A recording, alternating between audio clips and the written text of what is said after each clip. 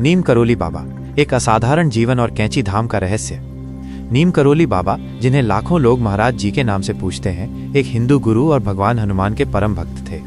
उनका जीवन सादगी, गहन ज्ञान और निस्वार्थ प्रेम का एक अद्भुत ताना बाना था, जिसने अनगिनत व्यक्तियों पर एक अमिट छाप छोड़ी है। उत्तराखंड को यूं ही देवभूमि नहीं कहा जाता। यहाँ की हर घाटी, हर पहाड़ी, हर धारा में दिव्यता बहती है और हर पत्थर पर कोई न कोई दैविक कहानी चुपचाप बैठी प्रतीक्षा करती है आपकी श्रद्धा की, आपके विश्वास की। 4 धामों के बारे में तो आपने सुना होगा, लेकिन आज हम आपको एक ऐसे रहस्यमयी धाम की ओर लिए चलते हैं जो न केवल उन 4 धामों से अलग है, बल्कि वहाँ की दिव्यता को भी नई परिभाषा देता है। हम बात कर रहे हैं कैंची धाम की, वह स्थान जहाँ विराजते हैं भगवान हनुमान जी के जीवित अवतार माने जाने वाले बाबा नीम करोली जी महाराज। जन्म, प्रारंभिक जीवन और दिव्य ज्ञान। महाराज जी का जन्म का नाम लक्ष्मण दास था। उनका जन्म लगभग 1900 में उत्तर प्रदेश, भारत के फिरोजाबाद जिले के अकबरपुर गांव में एक संपन्न ब्राह्मण परिवार में हुआ था। बचपन से ही उनमें कुछ अलग ही आध्यात्मिक आकर्षण था। जब वे सिर्फ 11 साल के थे तब उनके माता पिता ने उनकी शादी कर दी, लेकिन शादी के कुछ समय बाद ही उनका मन सांसारिक जीवन में नहीं लगा और उन्होंने घर छोड़कर साधु बनने का रास्ता चुन लिया। हालांकि अपने पिता के आग्रह पर उन्होंने कुछ समय बाद घर लौटकर पारिवारिक जीवन अपनाया। वे 2 बेटों और 1 बेटी के पिता बने, लेकिन उनकी साधु वृत्ति और अध्यात्म की ओर गहरा झुकाव कभी कम नहीं हुआ। कहते हैं कि नीम करोली बाबा को महज 17 साल की उम्र में वो ज्ञान और बोध प्राप्त हो गया था, जो साधारणतः वर्षों की तपस्या के बाद किसी को मिलता है। उनके अनुयायियों का मानना है कि उनके गुरु स्वयं भगवान श्री हनुमान थे। बाबा ने अपने जीवन में भारत के कई हिस्सों की यात्रा की और हर राज्य में उन्हें अलग अलग नामों से जाना गया। हनुमान जी से मिलन और कैंची धाम की स्थापना। हालांकि हनुमान जी से किसी औपचारिक मिलन का कोई एक सर्वमान्य दस्तावेजीकरण नहीं है, लेकिन उनके भक्तों द्वारा नीम करोली बाबा को व्यापक रूप से स्वयं हनुमान का अवतार या कम से कम वानर देवता के साथ गहरा और सीधा संबंध रखने वाला माना जाता था। उनके कार्यों, शिक्षाओं और चमत्कारी कारनामों को अक्सर उनकी गहरी भक्ति और हनुमान से उनके जुड़ाव का परिणाम माना जाता था। उनके जीवन की कई कहानियां उन्हें हनुमान के गुणों जैसे अपार शक्ति, एक साथ कई स्थानों पर रहने की क्षमता और निस्वार्थ सेवा को प्रकट करते हुए दर्शाती है। कैंची धाम की कहानी करीब 1940 के आसपास की है, जब उत्तराखंड की पहाड़ियों के पास एक शांत सी घाटी में एक रहस्यमयी संत का आगमन होता है। एक दिन बाबा घाटी के ऊपर बैठे थे, तभी उन्होंने दूर पहाड़ी पर एक युवक को देखा और आवाज लगाई, अरे पूरन, जरा इधर आना। पूरन नाम का वो लड़का हैरान रह गया। उसने सोचा, ये बाबा मेरे नाम को कैसे जानते हैं। जब वो उनके पास आया तो बाबा ने मुस्कुराते हुए कहा, इतना मत सोचो, मैं तुम्हें कई जन्मों से जानता हूँ। अब मेरे लिए कुछ खाने का इंतजाम कर दो, मुझे भूख लगी है। पूरन भागता हुआ अपने घर गया, जहाँ उसकी माँ ने सादगी से बनी रोटी और दाल दी। वही भोजन लेकर वो बाबा के पास लौटा। बाबा ने भोजन करने के बाद कहा, पूरन, अब तुम गाँव के कुछ लोगों को साथ लेकर आओ। जब पूरन गांव के 4-5 लोगों को लेकर लौटा तो बाबा उन्हें साथ लेकर जंगल की ओर चल पड़े। कुछ दूरी तय करने के बाद बाबा ने एक जगह इशारा करते हुए कहा, यहाँ जमीन के नीचे एक गुफा है, इसे खोदिए। पहले तो सभी को शक हुआ, लेकिन बाबा की बातों में कुछ ऐसा प्रभाव था कि लोगों ने खुदाई शुरू कर दी। कुछ ही देर में वहाँ एक गुफा निकली, जिसमें एक चिमटा और धूनी पहले से मौजूद थे। यह देख सभी ग्रामीण चौंक गए। बाबा की कही हर बात सच साबित हो रही थी। बाबा ने सबको बताया, यह स्थान भगवान हनुमान जी का है और यही वो जगह है जहां हनुमान जी विराजेंगे। इसके बाद गांव वालों और बाबा ने मिलकर उस स्थान का शुद्धिकरण किया और वहां हनुमान जी को प्रतिष्ठित किया गया। यही वो पवित्र स्थान है जिसे आज पूरी दुनिया कैंची धाम के नाम से जानती है। बाबा ने 1964 में इस आश्रम की स्थापना की।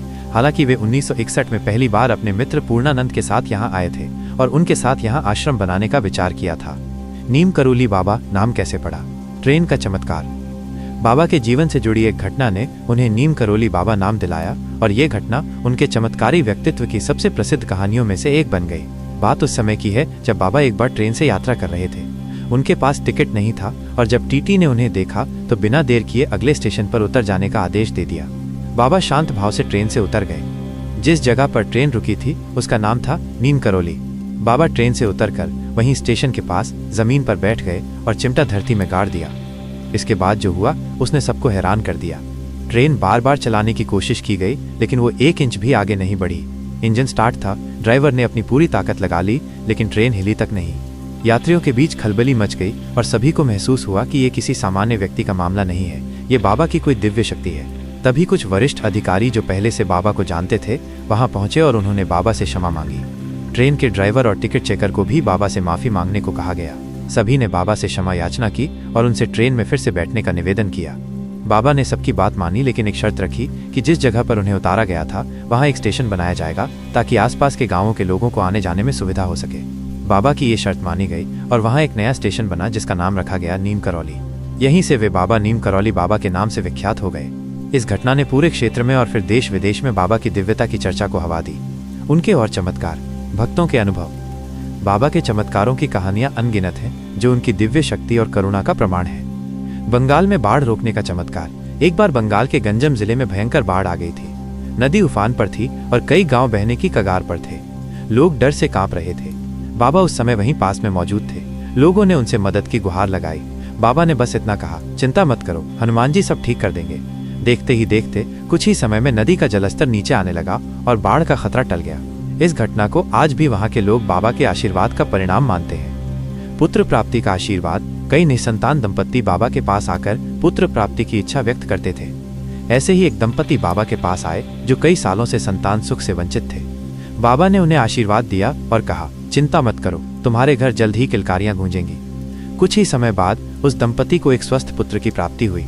ये कहानी अनेकों भक्तों के जीवन में दोहराई गई जिन्होंने बाबा के आशीर्वाद से अपनी मुरादें पूरी होते देखी। अकाल में भोजन का चमत्कार। एक बार कैंची धाम में भंडारा चल रहा था और अचानक भोजन सामग्री कम पड़ गई। भक्तों की संख्या अधिक थी और चिंता होने लगी कि सबको भोजन कैसे मिलेगा। बाबा शांत भाव से बैठे थे। उन्होंने भक्तों से कहा, जितना है उतने में ही परोसना शुरू करो। आश्चर्यजनक रूप से जितना भोजन था वह सभी भक्तों के लिए पर्याप्त हो गया और अंत में कुछ बचा भी रहा। इस घटना को भक्तों ने बाबा की दैवीय शक्ति का सीधा प्रमाण माना। मृत्यु के बाद दर्शन देना। बाबा के महासमाधि लेने के बाद भी कई भक्तों ने उनके दर्शन होने का दावा किया। एक भक्त जो बाबा के निधन से बहुत दुखी था, उसे स्वप्न में बाबा ने दर्शन दिए और सांत्वना दी। कई अन्य भक्तों ने भी मुश्किल समय में बाबा की अदृश्य उपस्थिति और मदद का अनुभव किया, जिससे ये विश्वास और गहरा हो गया कि बाबा शारीरिक रूप से भले ही चले गए हों, लेकिन उनकी आध्यात्मिक उपस्थिति हमेशा बनी रहेगी। उनकी दर्शन और शिक्षाएं। महाराज जी की शिक्षाएं रिमार्केबली सरल थीं, फिर भी उनका प्रभाव गहरा था। उन्होंने आध्यात्मिक प्राप्ति के मार्ग के रूप में प्रेम, सेवा और भक्ति पर जोर दिया। वो अक्सर कहते थे, सबको प्यार करो, सबकी सेवा करो, भगवान को याद करो और सच बोलो। वो कभी भी अपने आप को विशेष नहीं मानते थे और ना ही किसी को अपने चरण छूने देते थे। उनके लिए हर व्यक्ति समान था, भक्त, बालक या राजा। उन्होंने विस्तृत प्रवचनों के बजाय कार्यों, दृष्टांतों और अपनी उपस्थिति के माध्यम से सिखाया। उनकी मौन दृष्टि ही आपके जीवन की दिशा बदल सकती थी। बांग्लादेश के राष्ट्रपति से जुड़ी अनसुनी कहानी। बाबा के चमत्कारों की कहानी यहीं नहीं रुकती है। एक बार की बात है जब नीम करौली बाबा दिल्ली के प्रसिद्ध बिरला मंदिर में ठहरे हुए थे। बाबा के वहां रुकने की खबर फैलते ही बड़ी संख्या में भक्त उनके दर्शन के लिए पहुंचने लगे। उन्हीं भक्तों में कुछ लोग बांग्लादेश से आए शरणार्थी भी थे जो उन दिनों बेहद मुश्किल हालातों से गुजर रहे थे। भीड़ में एक व्यक्ति बहुत घबराया हुआ हड़बड़ाते हुए बाबा के पास पहुंचा। उससे पहले कि वो कुछ बोल पाता, बाबा ने उसकी ओर देखकर शांत स्वर में कहा, तुम चिंता मत करो, तुम्हारा जो बंदी है वो जल्द ही आजाद होगा और वही तुम्हारे देश का राजा बनेगा। बाबा की ये बात सुनकर वो व्यक्ति आश्चर्य में पड़ गया। उसके मन में सवाल उठने लगे, बाबा किसकी बात कर रहे हैं? मेरा भाई तो पाकिस्तान की जेल में बंद है और उस पर तो फांसी का भी खतरा मंडरा रहा है। अभी वो कुछ कह ही पाता, उससे पहले बाबा ने फिर कहा, जाओ उसकी अगवानी की तैयारी करो। बाबा के वचन सुनकर वो व्यक्ति चुपचाप वहां से चला गया। लेकिन ये कोई साधारण बात नहीं थी। कुछ ही समय बाद पाकिस्तान में युद्ध छिड़ा और बांग्लादेश एक नया स्वतंत्र देश बन गया। जिस शख्स की जेल में बंदी की बात हो रही थी वो और कोई नहीं बल्कि शेख मुजीबुर रहमान थे, जो बाद में बांग्लादेश के पहले राष्ट्रपति बने। वो घबराया हुआ व्यक्ति जो बाबा से मिलने आया था, शेख मुजीबुर रहमान का छोटा भाई था। वर्षों बाद एक इंटरव्यू में उन्होंने खुद ये बात साझा की कि जिस दिन मेरा भाई पाकिस्तान की जेल में था और किसी को उसकी जान बचने की उम्मीद नहीं थी, उस दिन नीम करौली बाबा ने मुझे पहले ही बता दिया था कि वो छूटेगा और हमारे देश का नेता बनेगा। और वही हुआ।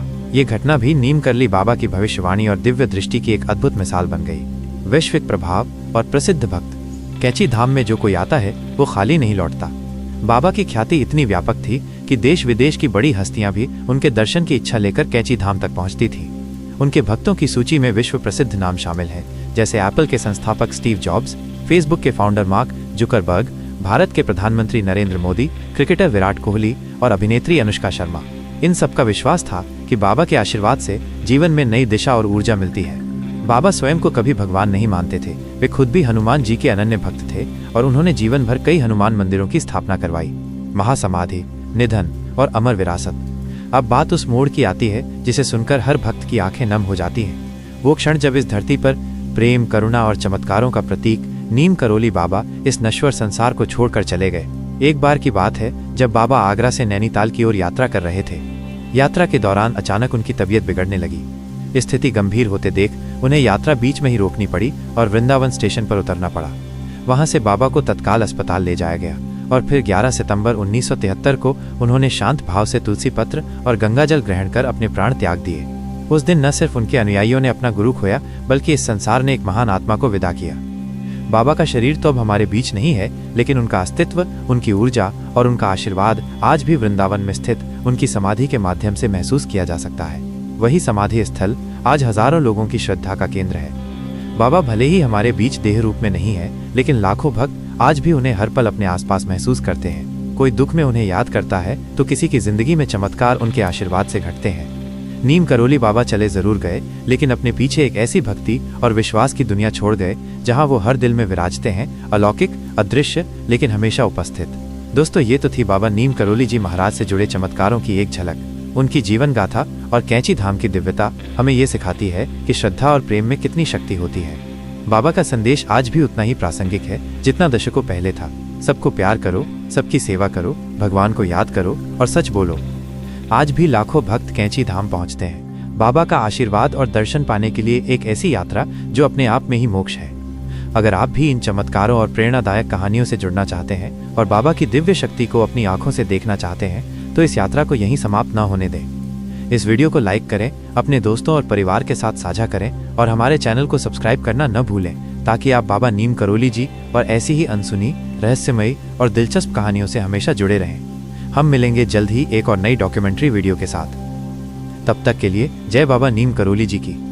वीडियो पूरा देखने के लिए धन्यवाद। मुझे आशा है कि आपको ये वीडियो अच्छी लगी होगी। यदि आप और भी ऐसी वीडियो देखना चाहते हैं तो हमारा चैनल सब्सक्राइब कर लें, ताकि हमारी ये वीडियो हर दिन आप तक पहुंच सके। और वीडियो को लाइक और शेयर करना न भूलें। मिलते हैं अगली वीडियो में, तब तक के लिए आप अपना ख्याल रखें। धन्यवाद।